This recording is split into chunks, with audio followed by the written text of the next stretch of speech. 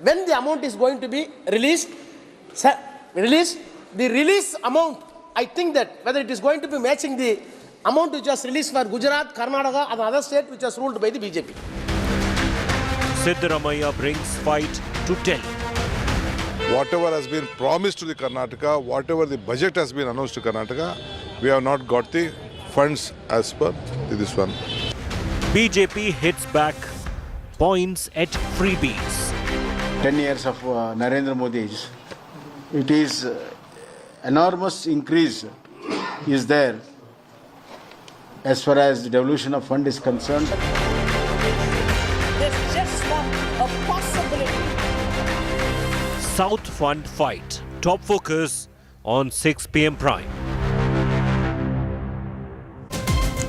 Good evening. You're watching 6 p.m. Prime here on India Today. I'm Akshita and this evening we're putting the focus on the big fight that's playing out in Parliament and outside as 3 southern states, Karnataka, Kerala and Tamil Nadu, are taking on the Modi government, claiming that there's discrimination in funds being dispersed by the centre to these states. An attempt, they're saying, to ensure there's a lack of fiscal federalism. Is there any truth to this comment? We'll get you highlights of what's been happening in Parliament, but also joining us here on 6 p.m. Prime is Union Minister Rajiv, Chandrashekhar, as well as DMK MP A. Raja, who've been leading the charge for their respective parties. We'll be getting their view on this to ensure that you get a sense of what the opposition is saying and the BJP, the central government's counter to that. A look at the top 6 headlines first.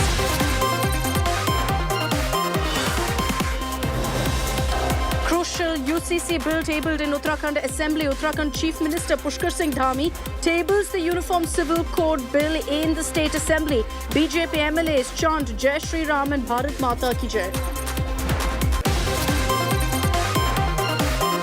Big war of words escalates over Rahul Gandhi's biscuit video with a dog. BJP says Rahul offering dog biscuits to Congress workers. Assam Chief Minister says he faced similar treatment. Rahul rubbishes Rao, claims it was a random dog and the dog owner who he gave the biscuit to. It's ED versus AAP in the national capital. ED conducts fresh raids on AAP functionaries. Kejriwal's PA, ex-Delhi Jal Board official raided by ED. Raids underway at 12 locations.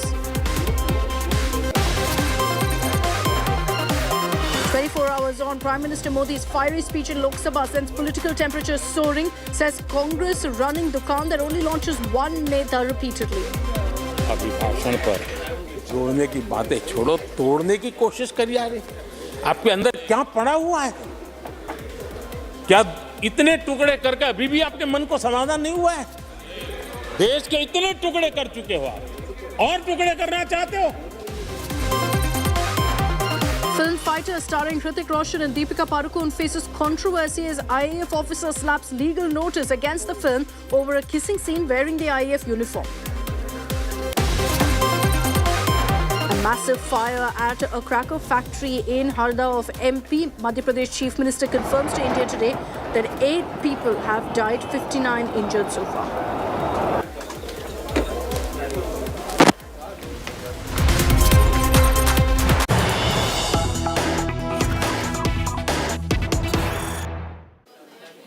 And with elections just around the corner, the Modi government has made it clear that they're going to be putting the spotlight on financial mismanagement by the UPA, as they call it. This is, in fact, something that Nirmala Sitharaman had referred to in the interim budget. And here on India Today, we're getting information that the centre is likely to table a white paper on financial mismanagement during the 10 years of UPA rule. Nirmala Sitharaman had made the announcement. The central government has reportedly been working on this, but it is within this session itself that you can expect this white paper to be submitted on the financial mess by the UPA, as the BJP calls it. Now, this perhaps gives you a sense also of the issues that the BJP plans to raise in the election season. And they're no doubt also going to be focusing on the economic repercussions of the UPA rule on India. Something that the Prime Minister also referred to repeatedly in his speech yesterday when he spoke about the growth rate, inflation and several other economic issues.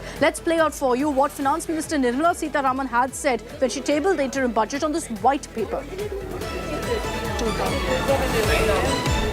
We are now only for the purpose of drawing lessons from the mismanagement of those years.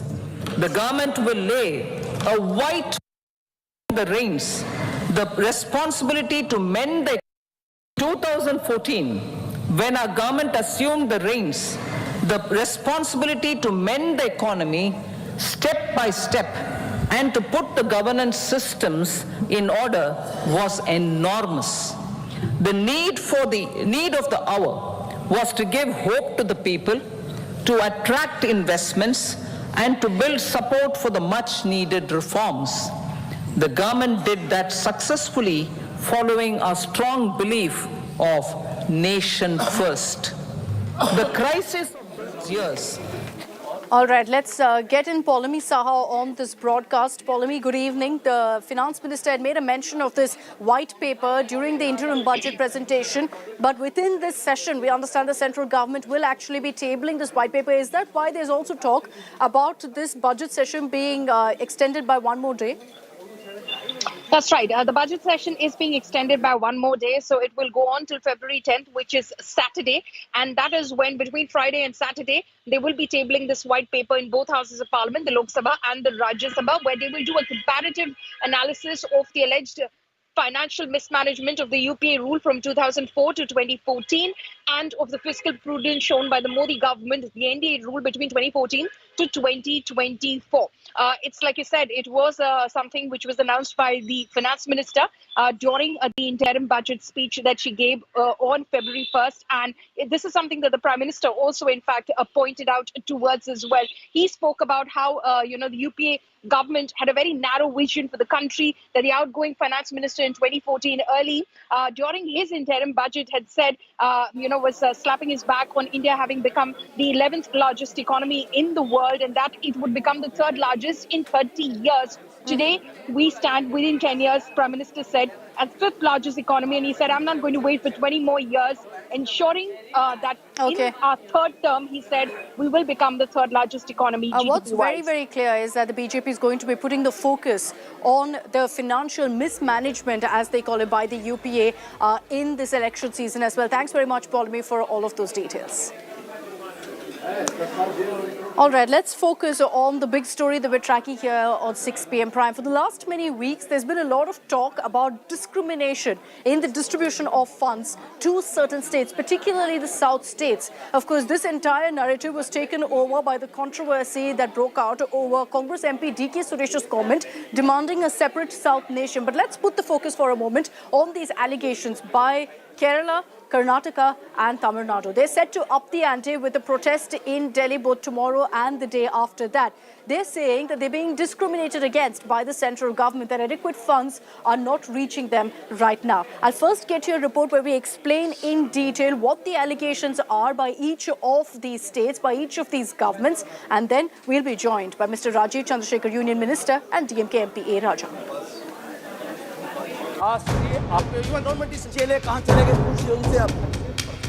The North-South divide narrative has been peaking in the last few months. The situation prevailing in Tamil Nadu. And now adding fuel to this raging fire is the political face-off over funds.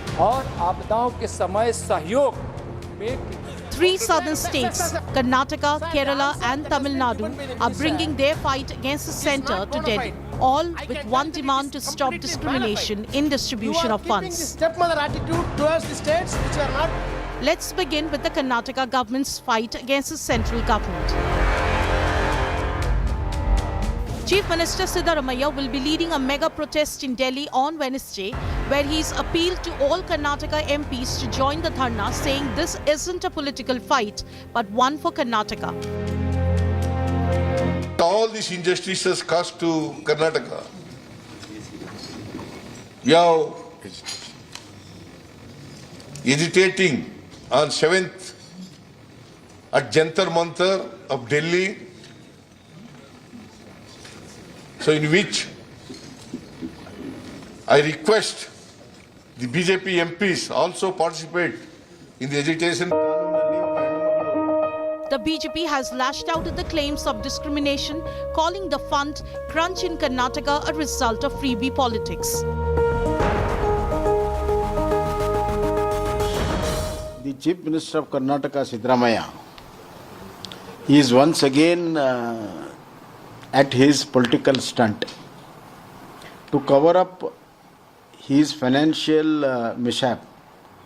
mismanagement and failures, he is now bringing a bogey between center and state, and center has not given its due share. Meanwhile, in Tamil Nadu too, a political face-off is brewing over funds. Chief Minister Stalin has confirmed he will be part of Kerala's funds agitation against the centre.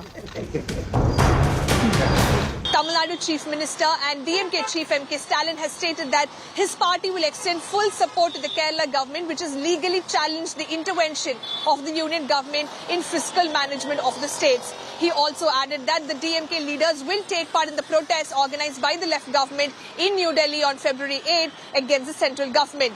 He says leaders like him, Mamata Banerjee and Pinarayi Vijayan and other leaders who believe in the Indian constitution stand for state rights, and their voices won't rest until they establish cooperative federalism and retrieve state autonomy. And Corona was in peak in spite The issue also resonated in Parliament, with the DMK and BJP squaring off. Interministerial consultation and committee came to Tamil Nadu, gave the report. Tamil Nadu government gave the report. Both reports were before this government. In spite of that, in spite of the assurances given by the Home Minister in person, when the amount is going to be released, the release amount, I think that whether it is going to be matching the amount which was released for Gujarat, Karnataka and other state which was ruled by the BJP. Sir, updated, obsolete. There was also a fierce showdown after DMK MP TR Balu called Union Minister L. Murugan unfit. More than 100,000 people have stranded in the train itself. 2 crore people have taken asylum in the... What do you mean? Why do you interfere? Please sit down. You don't have anything. Please sit down. Sir, he should know some discipline. You are unfit to be a member of parliament. You cannot call a minister and member unfit. It is unfair. You are senior member. How can you call him unfit? Sir, what is the thing? DMK always, they don't faith on the social justice. They don't want to downtrodden people to come up. They don't digest that such Arundadir community people come up to the politics. They are unable to tolerate that DMK is against the community. The funds showdown that has been brewing for the last many weeks has now taken a complete political turn, particularly after Prime Minister Modi also lashed out at the Congress, accusing the opposition of attempting to spread the north-south divide. ನಮ್ಮ ಪಾಲೇನು ಸಿಗಬೇಕಾಗಿದೆ ಅಭಿವೃದ್ಧಿಯ ಹಣ. ಇವತ್ತು ಅಭಿವೃದ್ಧಿಯ ಹಣ ಉತ್ತರ ಭಾರತದ ಕಡೆ ಎತ್ಕೊಂಡೋಗಿ ಹಂಚ್ತಾ ಇರ್ತಕ್ಕಂಥದ್ದು ಕಾಣ್ತಾ ಇದ್ದೇವೆ. ನಮಗೆ ಎಲ್ಲ ವಿಚಾರಗಳಲ್ಲೂ ಕೂಡ ಅನ್ಯಾಯ ಆಗ್ತಾ ಇದೆ. ನಾವು ಅದನ್ನ ಮುಂದಿನ ದಿನಗಳಲ್ಲಿ ಖಂಡಿಸಲಿಲ್ಲ ಅಂತ ಹೇಳಿದ್ರೆ ಪ್ರತ್ಯೇಕ ರಾಷ್ಟ್ರಕ್ಕೂ ಕೂಡ ನಾವು ಬೇಡಿಕೆಯನ್ನ ಇಡಬೇಕಾದಂತ ಅನಿವಾರ್ಯ ಪರಿಸ್ಥಿತಿಯನ್ನ ಹಿಂದಿ ಪ್ರದೇಶದವರು ನಮ್ಮ ಮೇಲೆ ಹೇರ್ತಾ ಇದ್ದಾರೆ ಅಂತ ಹೇಳಿ ನಾನು ಭಾವಿಸ್ತೀನಿ. जो खुलेआम देश में अलग देश बनाने की वकालत करते हैं,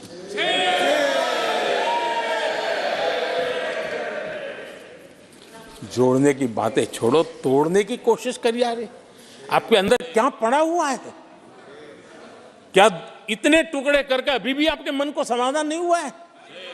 देश के इतने टुकड़े कर चुके हो आप, और टुकड़े करना चाहते हो? कब तक करते रहोगे? While politics rages on, is there any truth to opposition's claims of discrimination in funds? Or is it now merely a political tool ahead of the elections to target the centre? Bureau Report, India Today.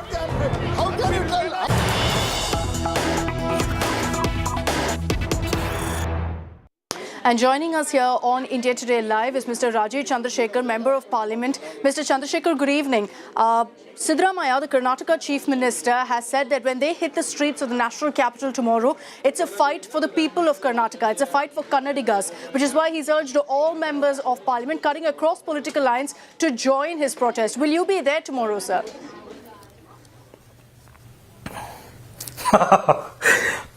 I think Mr. Siddaramaiah and Mr. D.K. Shivkumar, the duo who's running the Karnataka economy to the ground, are playing an interesting game but a game that the people of Karnataka and all Kannadigas know very well of what this is about. This is a duo that came to government in Karnataka, and I predicted then that they would soon trash the Karnataka economy and come crying to the center for a bailout. And this is exactly what is happening. They have, in a sense, ruined the Karnataka economy. They have now, to distract the people of Karnataka from the fact that they cannot fulfill their guarantees on the basis of which they came to power in Karnataka, that they gained the electoral success in Karnataka. They are certainly creating this new narrative to try and distract people away. What they are not saying today, and there is a legitimate ground to protest, is the unprecedented corruption and the evidence is there for people to see. The amount of money that is being seized from contractors who are close to them, the amount of farmers that are today being forced to commit suicide, the power tariffs for farmers and the lack of availability of power for farmers, and the general sense that there is no development in the state, admittedly by the Deputy Chief Minister himself, that there is no way that the state can have any development. So I think it is to distract away from all this. Yeah. They distract away from all this that Mr. Siddaramaiah has brought this circus into Delhi.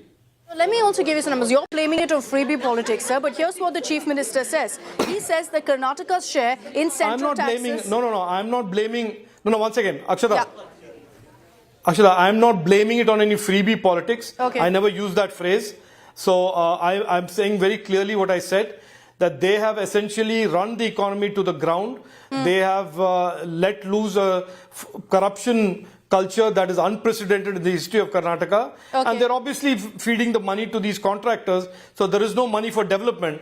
So obviously he has to make this sort of a circus of saying that he has to blame somebody for the lack of development. And by the way, I am not saying there's no development. His own Deputy Chief Minister is telling his MLAs, we don't have money for development. And how come if there is no money for development, there are all these contractors with hundreds and thousands of crores falling out of the cupboards? No, but so let me also... There is Mr. money. Chandrashekhar. Unfortunately, the money is going to the Congress government, Congress party, and not for development. Yeah, Let me just give you the stats that Siddaramaiah has said here to pin the blame on the central government. He says that Karnataka's share in central taxes has come down to 3.64% under the 15th Finance Commission. So according to him, Karnataka has lost about 1.87 lakh crores.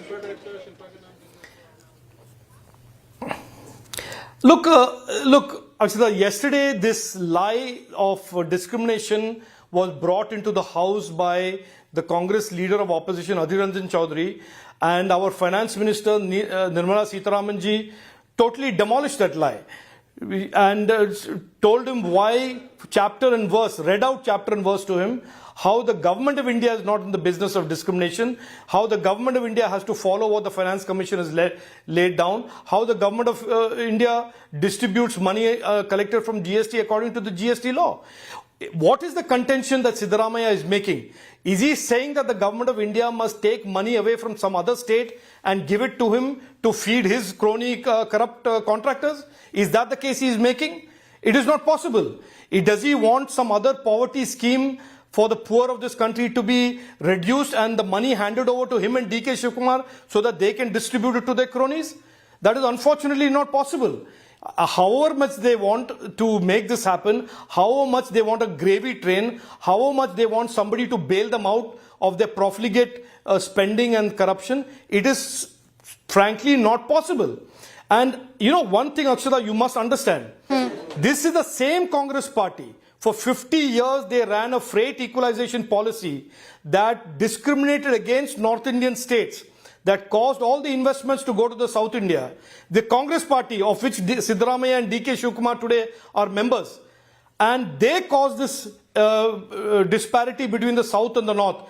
And they want to now say, no, government of India should take away money from other states in the North and give it to these two people to do what they want. Certainly that is not the way the constitution works. That is not the way the government of India works. That is not the way the Finance Commission has envisaged distribution of taxes and distribution of resources. And I mean, I'm not able to understand what Siddaramaiah wants. He's saying cut down the budget for defense, cut down the budget for all of our other central needs and give it to him and DK Shivakumar to do what they want. No, so That he is is not the way government works. That is not the way the federal democracy works. You know, he is saying essentially that it's the other way around now, that northern states are getting what Karnataka should be getting. And he's essentially, if you look at these numbers, for example, Uttar Pradesh is estimated to receive about 2,18,000 crores this fiscal. That's about 26,000 crores more than the allocation of all 5 southern states put together. And this is why you've not just got Karnataka, Mr. Chandrashekhar, Tamil Nadu is raising the same thing, Kerala is raising the same thing, and they're all going to protest in Delhi. Yeah, so, I mean, they should have spoken up when the Finance Commission, 15th Finance Commission was doing consultation. Why is this belated wisdom dawning? This never happened during the UPA government. So this is a red herring meant to distract away from essentially mismanagement, economic mismanagement. Imagine Karnataka today having to stand in the same pedestal as the communist government of Kerala, a government that has attracted no investment, the government that relies completely on remittances from the Middle East. This is the level at which Siddaramaiah and DK Shivakumar have taken Karnataka down. So the issue is being asked yesterday by Adhir Ranjan Chowdhury in Parliament, and I would draw your attention to the answer by the Honourable Finance Minister. There are specific provisions on how the distribution of taxes, direct taxes is done, that is laid down by the Finance Commission. The 15th Finance Commission has laid down the criteria. The Government of India sticks completely to the 15th Finance Commission, the way of distributing taxes. In terms of GST and indirect taxation, it is the GST law that prescribes it. I mean, it is not like these people don't know what the procedures are, what the law is. They know fully well. But because they want to distract away the people from their inept management of the economy and their inability today to meet the guarantees, to fulfill the guarantees, they have taken recourse to this. They think it is smart politics, but the people of Karnataka certainly know what the truth is. The primary objection of all of these states, and largely opposition-ruled states, Mr. Rajiv Chandrashekhar, not just limited to Karnataka, but several other states who have also spoken up about this, is that there's a lack of fiscal federalism, that the centre is making states dependent on them for funds. No, I mean, either, Akshita, you're not understanding what the finance minister said yesterday, or you're not understanding what I'm saying. That there is no discretion available to the government of India. This is the 15th Finance Commission that determines how taxes are distributed from the center to the state.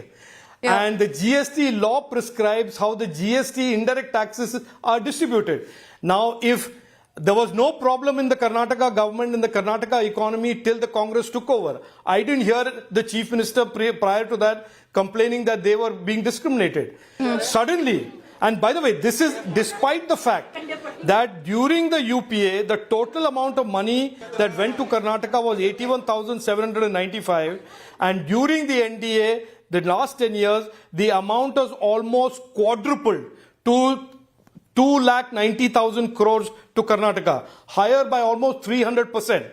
This is the extent of the devolution of funds prescribed as per the norms of the Finance Commission and under the GST law to the government of Karnataka. Sure. There was no complaint before 2023. No, but Mr. Chandrashekhar, just one quick point on that. Yes, you're right in saying that, this is the Finance Commission's mission essentially that the government is following, and the Chief Minister has also highlighted that. But he's also spoken about another thing, sir, which is that the Finance Commission had made recommendations about special grants to Karnataka, but that hasn't been followed. Look, I mean, this is not, look, there is a finite amount of resources in the government of India. If Siddaramaiah and DK Shivakumar today suddenly believe, because of the inept management of the Karnataka economy, they want a bailout, it is going to be at the expense of some other state. I mean, I think you will clearly understand there is a finite amount of resources. What is the point that Siddaramaiah is making? That should we cut the resources to Tamil Nadu and give it to Karnataka? Or is he particularly interested in cutting resources to a BJP state and giving it to him? This is beyond the realm of ridiculousness.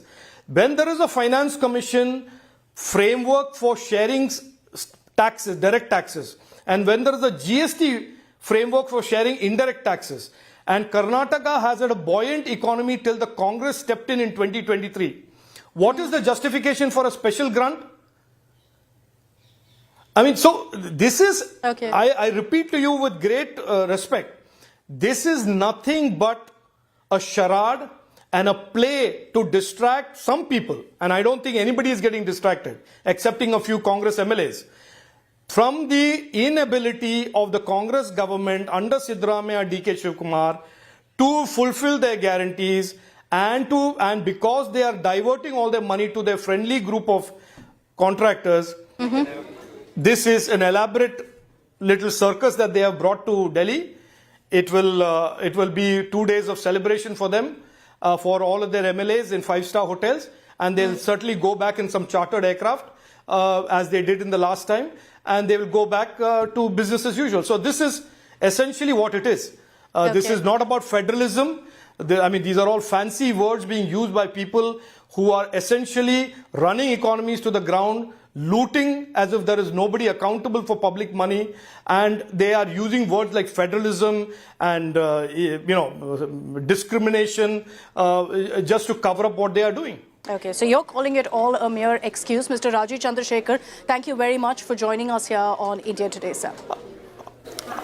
So you've heard the central government's response right now to this ongoing controversy. Karnataka government, that's the Siddaramaiah government, will be staging a protest tomorrow in the national capital. The BJP is rubbish to all of these appeals by Siddaramaiah to be a part of the protest as well. But there's also an ongoing fight in Tamil Nadu, and I want to cut across now to the DMK's perspective on this.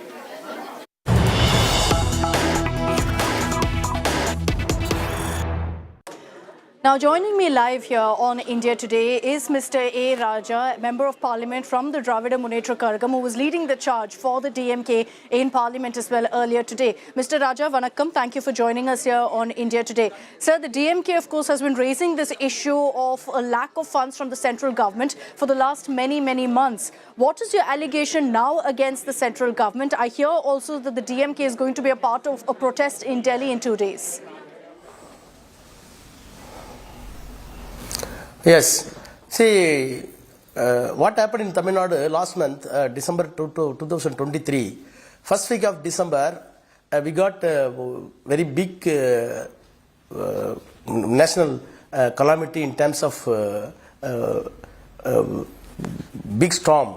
Yes. You know better, Chennai, Kanjipuram, Tiruvallur, 3 districts were heavily affected.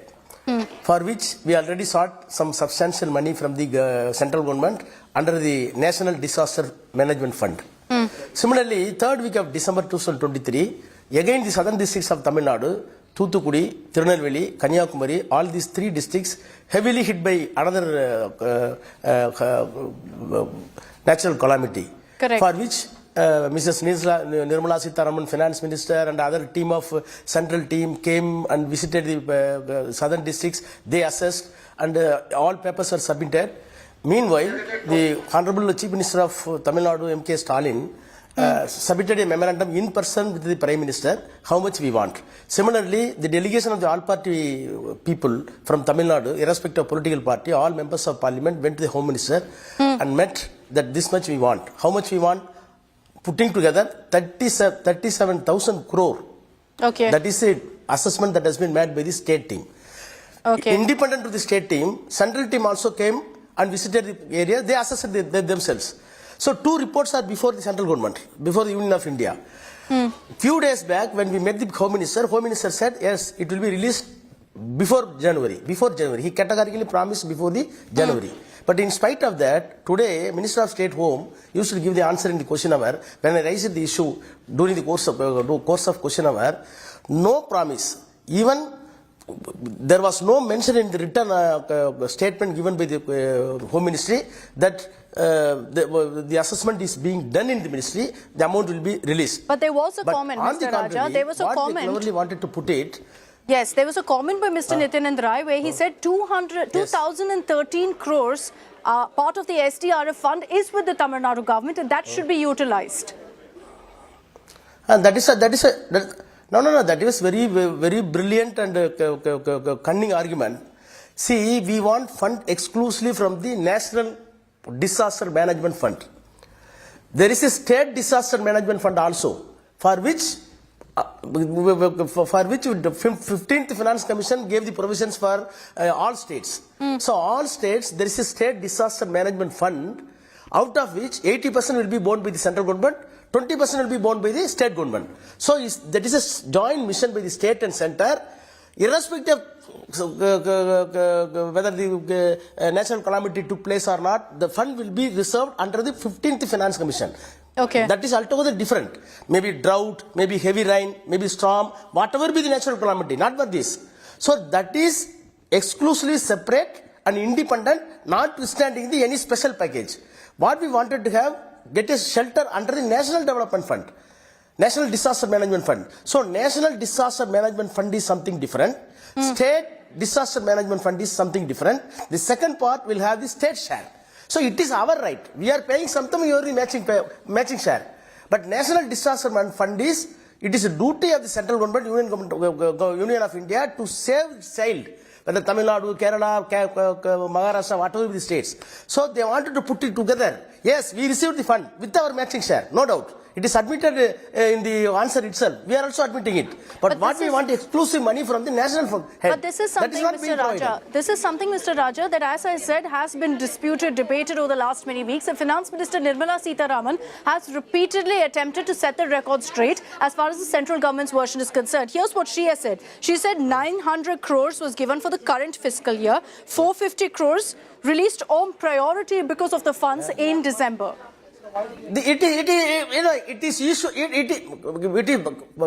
Please listen. It is a usual fund allotted every year. 2021, 2023, 2023, 2024, 2026. Even we know that what is the 2026 and 27. It is already earmarked.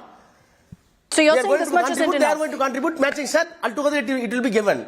See, yes, it is a state disaster fund, notwithstanding any special package. What we want to have, what we want to impress upon you is, you did a special fund for Gujarat. You did a special fund before the election for Karnataka, 1,600 crores, not under STC, not under State Disaster Management Fund. It is under the National Disaster Management Fund. We want what you did in Karnataka, what you did in Gujarat, what you did in Maharashtra, wherever the BJP government was there, you gave thousands of crores. But whereas non-BJP government, particularly Tamil Nadu, you are not paying. You are distinguishing state disaster fund and central disaster fund. Okay, so you're saying, so don't confuse yourself. You're saying there's a bias, Mr. Raja, against Tamil Nadu. But the reality is that with, in fact, the tax devolution that we're talking about, Tamil Nadu is going to get a higher amount as share of central taxes at about 44,760 crores, more than many other states. So there seems to be no bias when it comes to that. Under what head? Under what head? Under what head? Under what head, please? Under what head? If it is so, how much contributed from Tamil Nadu? No, this is the share of central taxes, sir, the tax devolution as per the interim budget. So your claim of discrimination essentially. Under what head? Under National Disaster Management Fund? No, not about relief funds, sir, but your claim of discrimination. Yes, that is what I'm telling. See, I am having this. If you want, I will submit it. How much you gave to Gujarat? How much you gave to Karnataka? How much you gave to Himachal Pradesh? How much you gave to the Maharashtra when the BJP or coalition government was there?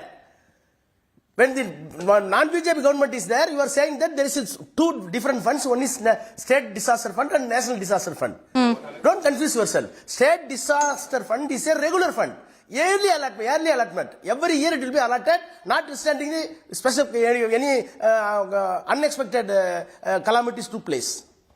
Okay. You want to talk about relief funds alone, and you've raised several states as well. The BJP repeatedly, Mr. Raja, has accused the DMK of trying to create a divide, a north-south divide, using politics, using these kind of fund issues. What's your response to that, about a north-south divide being created? No, we are not dividing. You are dividing. That is the problem.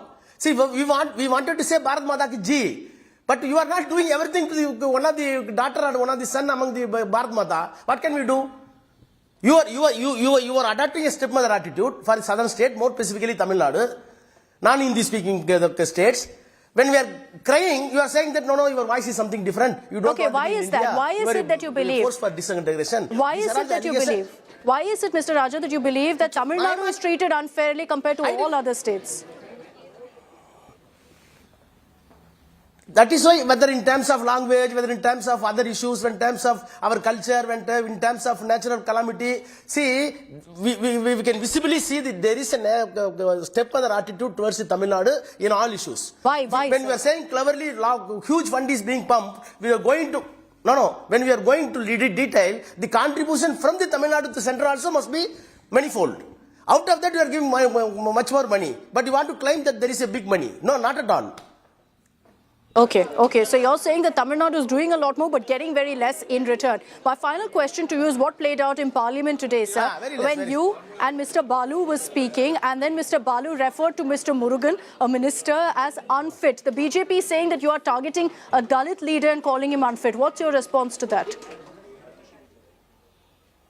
Now, this is the problem with the BJP. When we are discussing issues healthy manner, we want to inject caste or religion in the healthy discussion. This is the very bad attitude of the BJP because you want to rule this country on the basis of either caste or on the basis of the either religion. We want to say that Tamil Nadu issue is being discussed in the House. You are from Tamil Nadu, but you are agitating the matter when I am speaking from DMK. What does it mean? You are not fit to say anything. You are not fit to come here to say as against Tamil Nadu.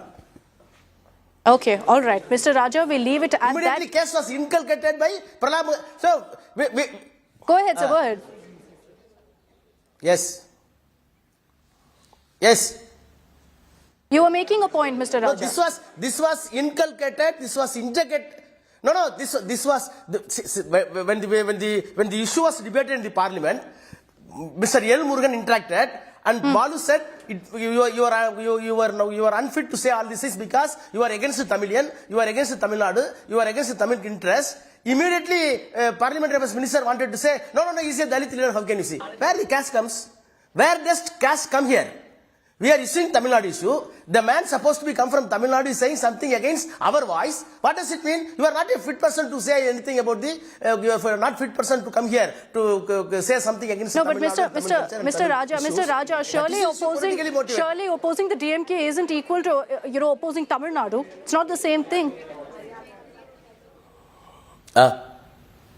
But I am not able to understand. Opposing DMK, sir, if Mr. Murugan is countering you, opposing the party doesn't equate to opposing Tamil Nadu. No. When we are demanding for something Tamil Nadu, a man who hails from Tamil Nadu himself is stopping these issues or intervening negatively. What does it mean? That is why Balu wanted to convey with anguish. That's all. That was misinterpreted with ulterior motive, injecting the caste inside the debate. Okay, all right. We'll leave it at that. We've heard your defense also on what played out in Parliament. In 2 days from now, Mr. Raja, you're going to be protesting in Delhi, and we will track that as well very closely. Thank you very much for joining us here on India Today. Yes. Thank you.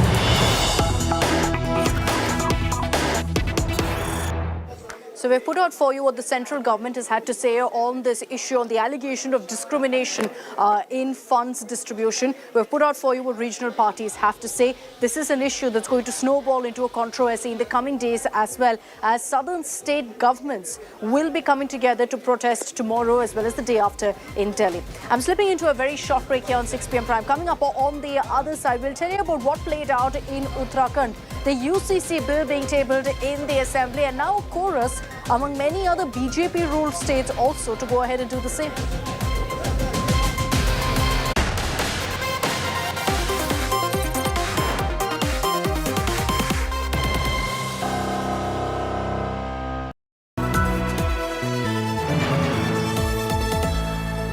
How many seats will the BJP get if general elections are held today? Who would you rate as India's best chief minister? Do you support the idea of one nation, one poll? Will the consecration of the Ram temple help the BJP in the Lok Sabha elections? All this and more in the next edition of the India Today Mood of the Nation opinion poll, exclusively on India Today TV.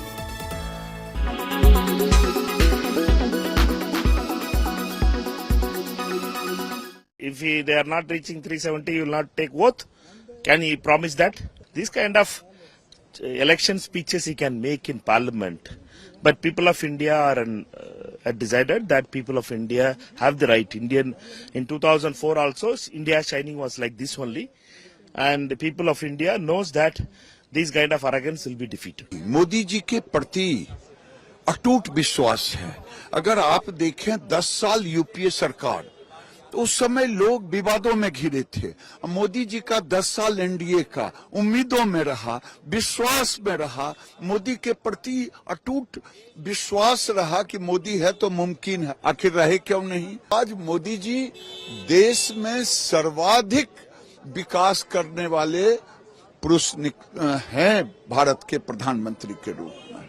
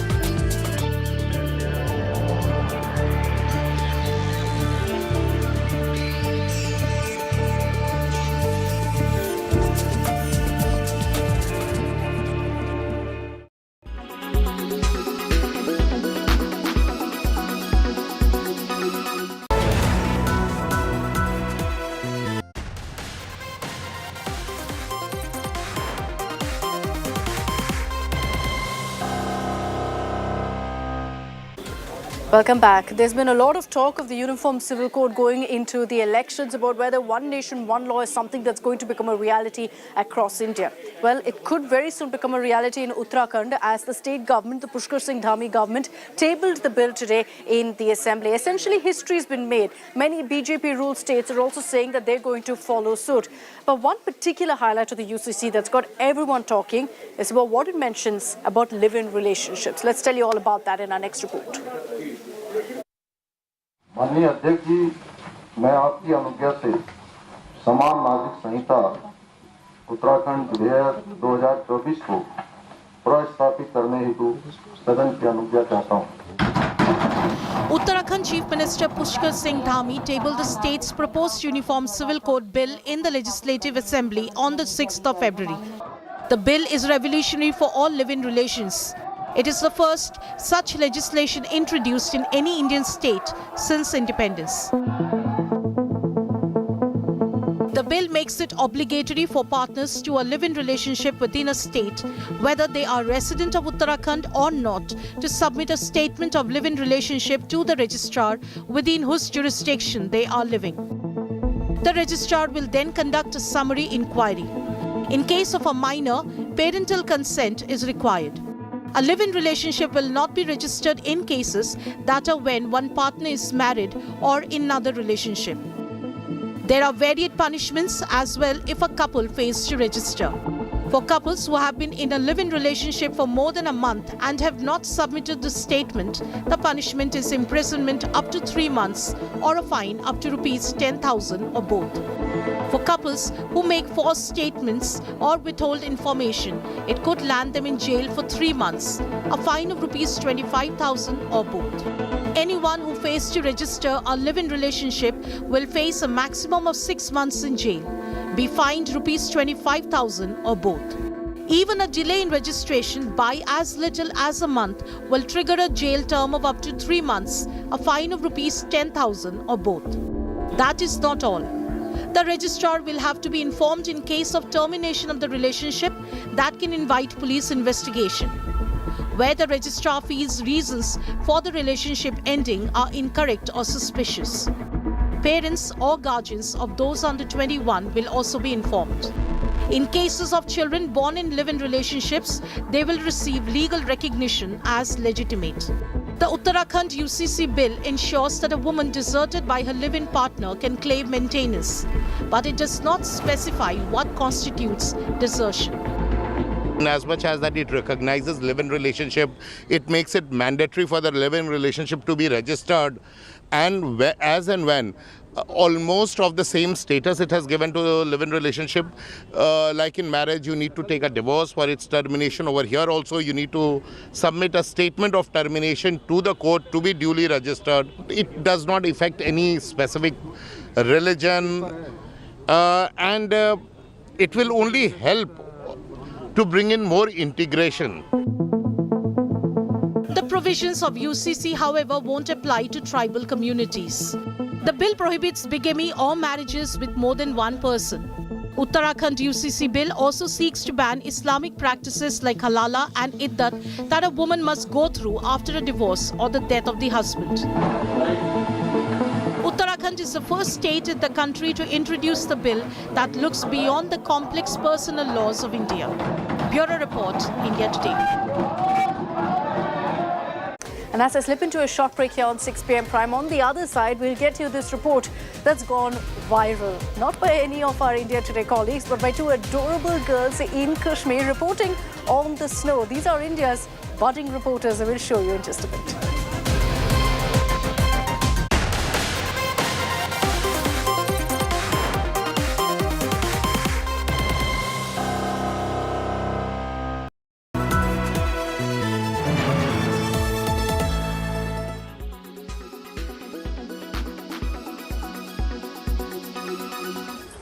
It is taken by absolutely decision by the Uttarakhand government, because this needable thing actually country's demand, and at least Uttarakhand government, our government started this kind of tough decision, which many against parties are opposing that one.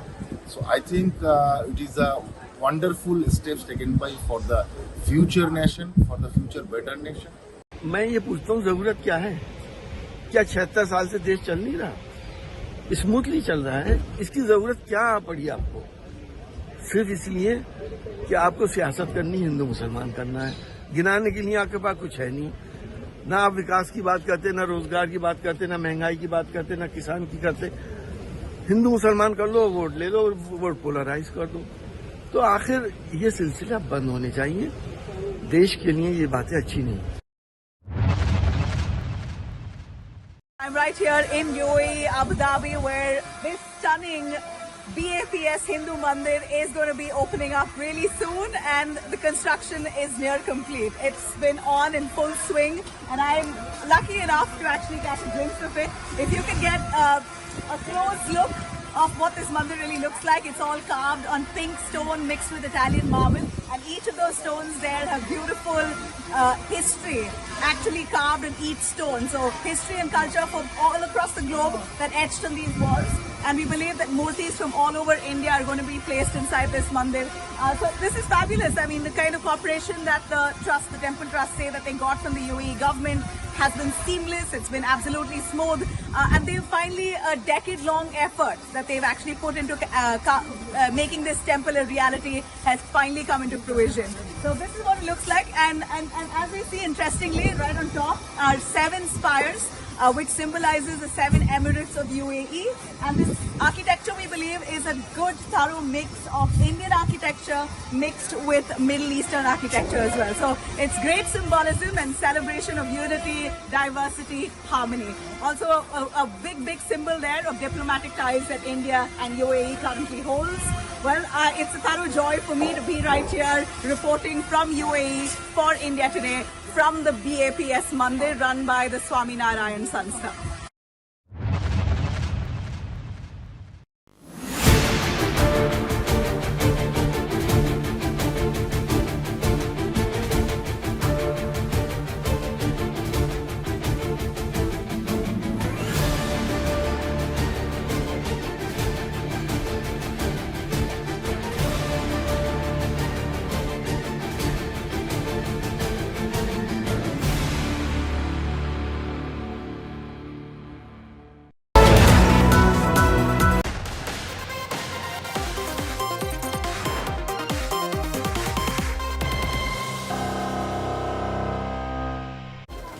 Meet India's budding reporters. I'm leaving you with a report filed by two 6-year-old girls. It's gone viral because it's absolutely adorable. Watch them as they report about the snowfall that finally arrived in the valley. जैसे हाँ बर्फ हमें यहाँ बहुत मजा आ रहा है। एक बात बताओ आपको कि अल्लाह ताला अपने बंदे को कभी नाराज नहीं करता है।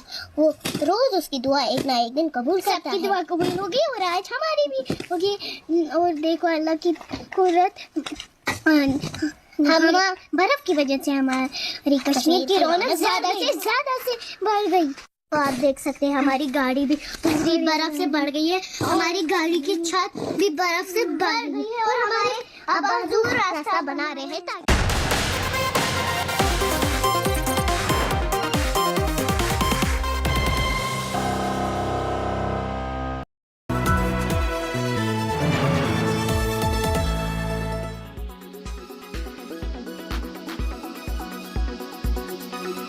The question is, you are going back to the 1991 Places of Worship Act, Yes. which effectively says, except for the disputed site at Ayodhya, there will be the status quo maintained on all places of worship. Yes. Subsequent to that, you have a Supreme Court observation in May 2022, which says finding the nature of the religious place is not barred under the 1991 law. This is Supreme Court order.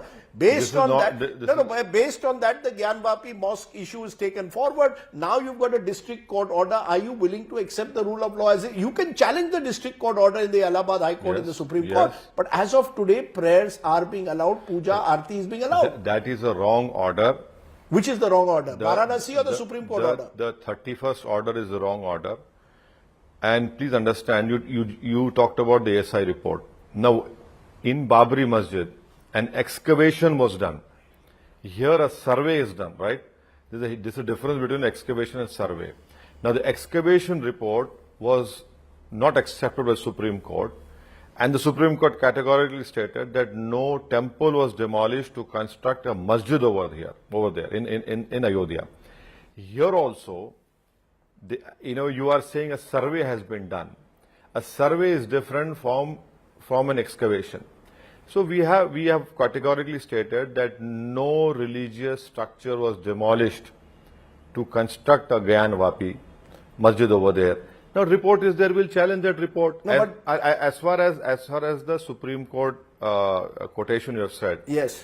Please understand, it was the 5 judges bench, which included the present CGI. Yes. Which said that the 1991 Place of Worship Act is elevated to the status of basic structure of our constitution. The most unfortunate part is the lower courts and the judiciary are not accepting what the Supreme Court has said.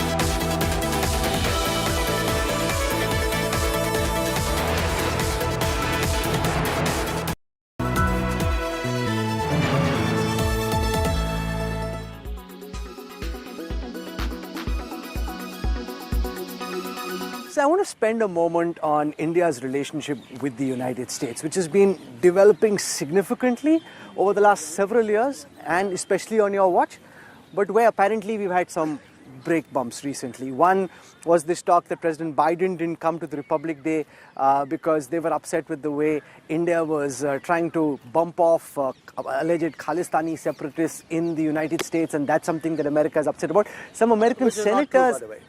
Some American senators and congressmen have spoken to say that the drones which are being given are conditional to India acting on the Nijjar case and on the Pannu case. One of the reasons why the visits which were expected to happen in January didn't happen, we were trying to get a quad meeting. Yes. And quad meeting obviously needed 3 other parties to come together. The Americans essentially told us that a lot of it is a scheduling issue. If you look at the relationship, I think the relationship today is really solid. I mean, you see Prime Minister's June visit, and even now, I mean, we continue to consult regularly on a whole host of issues. The drone issue. Look, the Americans have a very unique process of decision making.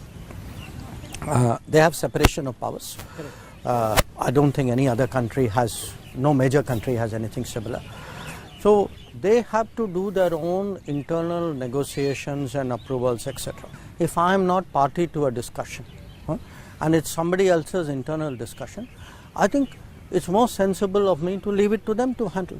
But as far as I am concerned, what we are intending to procure from the United States is a defense decision. In the case of Canada, I think there is a recognition today that a lot of this has to do with Canadian politics.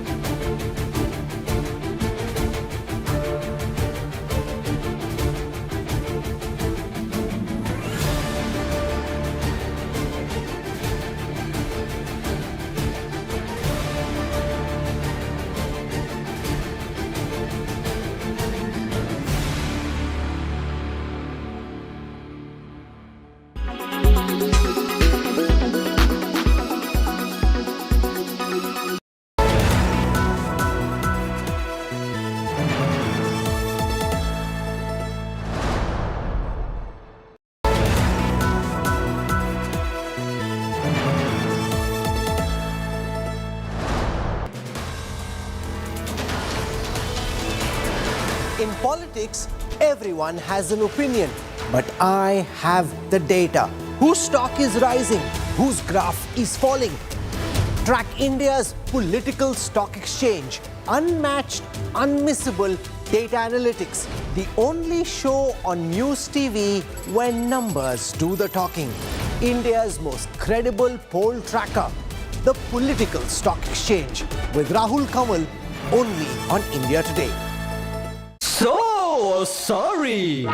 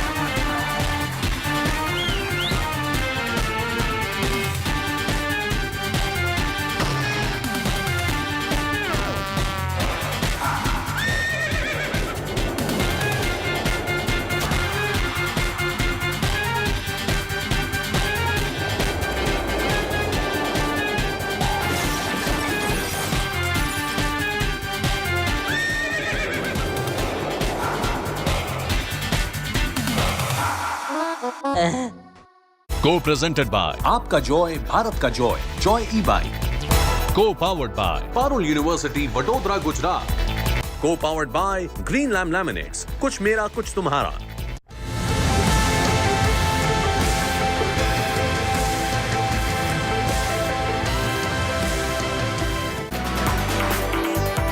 Hello and welcome to a brand new episode of Democratic Newsroom. It's the weekly slugfest of all of us, editors, reporters, anchors here in the India Today newsroom, the only democratic newsroom in the country. Well, this week it's Ab Ki Baar 400 Par, which was a whisper campaign by the BJP until now, until it was declared officially by Prime Minister Modi in his speech in the Lok Sabha yesterday.